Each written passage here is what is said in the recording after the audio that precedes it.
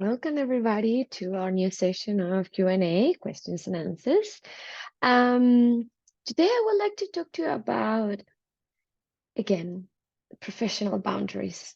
Look, it's so hard to have professional boundaries with somebody that you spend so much time, right?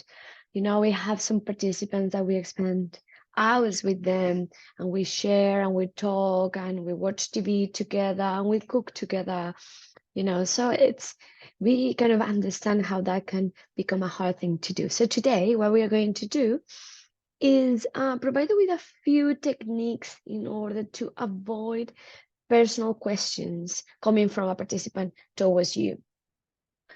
So the first thing to remember is that you are there for the participant, to listen to them, to their issues, to their stories, to their questions, wonders, wishes and dreams or whatever they want to talk about, you know. Um, the participant, it is the protagonist of the story, and you are there providing support for the person to be able to, manage their life better. Um, Having said that, and again, we understand that sometimes a participant would like to get a bit more personal and they want to know about you because they spend a lot of time with you. So we understand that. But why is important to keep your life private and to yourself?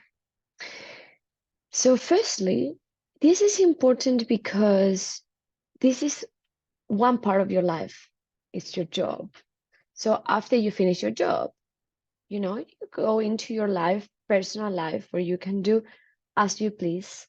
Go to the places that you like, meet the people that you like to hang with. But you might encounter that the participant might not like your personal life or might not agree with the decisions that you make. Or, so what happens when a participant that likes you and likes to hang with you, and do things with you and receive your support, discover that is something in your life that they don't like? That may create antagonism or a sense of fear or discomfort or frustration or disappointment. So many things, because we need to remember that we are working with people that are mentally ill. And we sometimes forget that, right? Because through acceptance and time, we learn how to deal with each participant in their own world under their own rules. But your personal life might not follow their rules or their moral or their codes.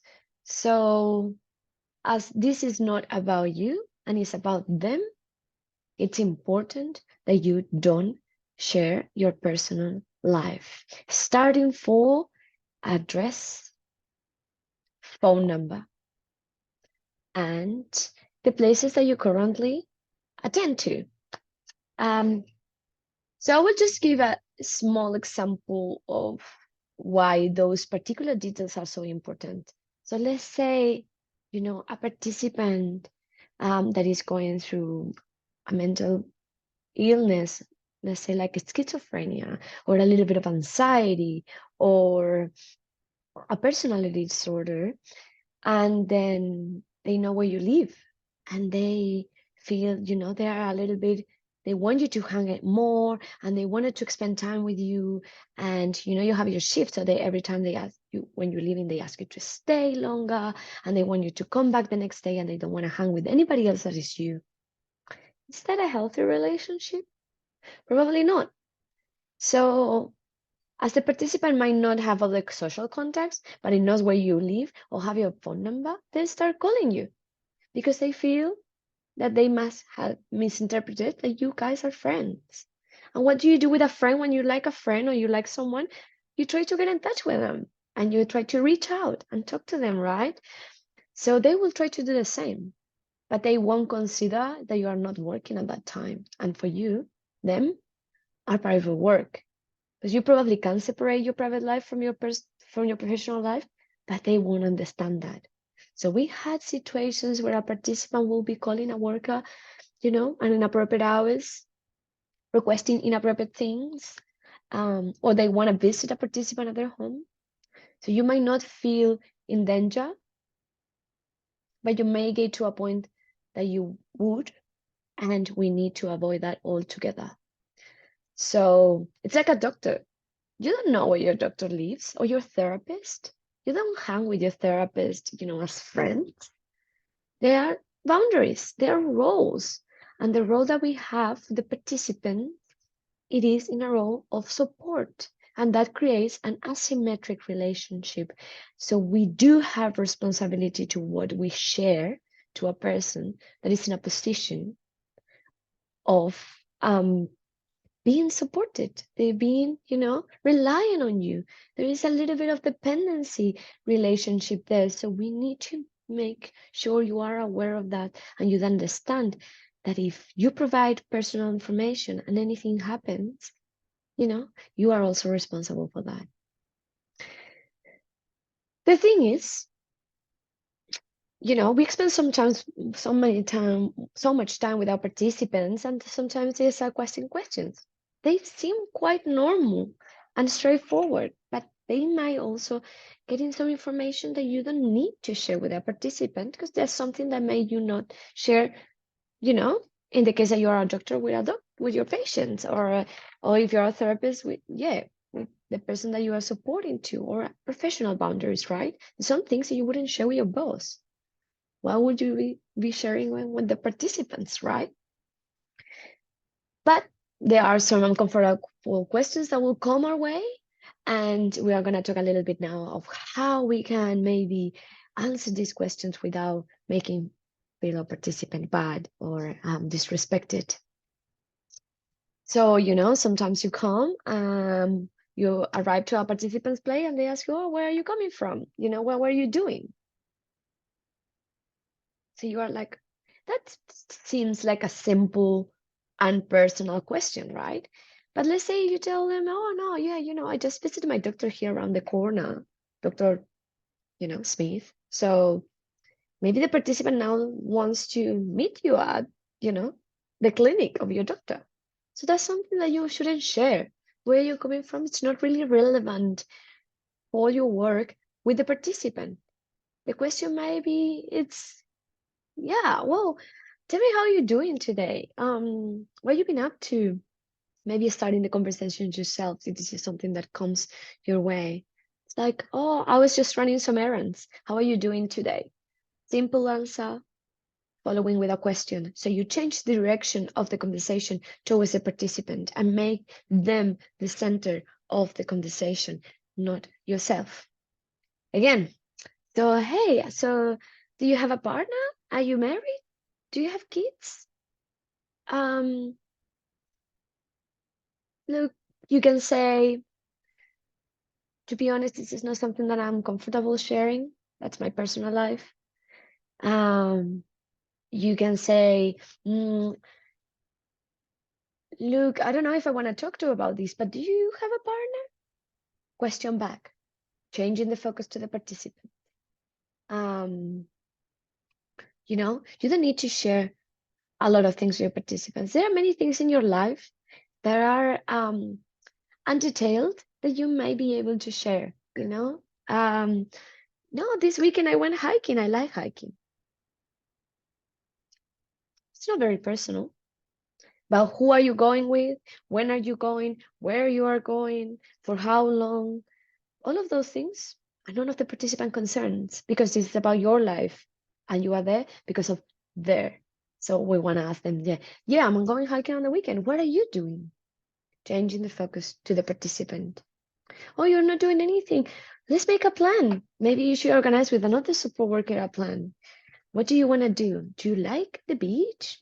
Whatever. Moving the conversation forward towards the participants' perspective makes them the protagonist of their own story. Again, this is not about you.